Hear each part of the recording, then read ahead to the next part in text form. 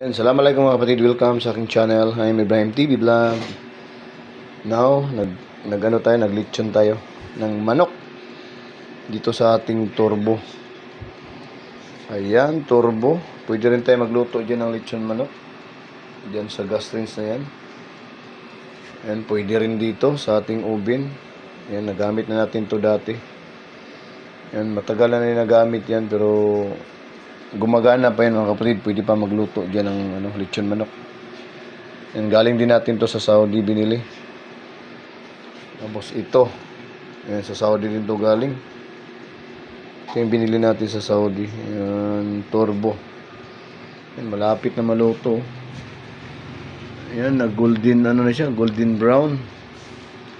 Ayan, pag medyo luto na siya, baliktarin natin yan mga kapatid. Yan, at tabayan na natin yan dyan. Yan mga yan.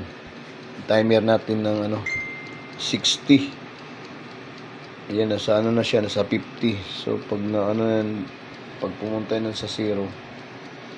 Tapos yung init niya nasa 250 Celsius yung init niya.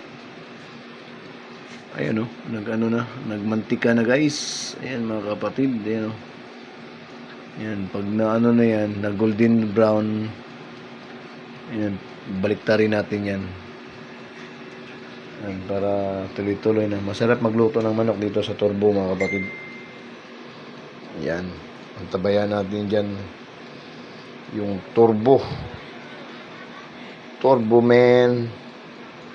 Okay, thanks for watching.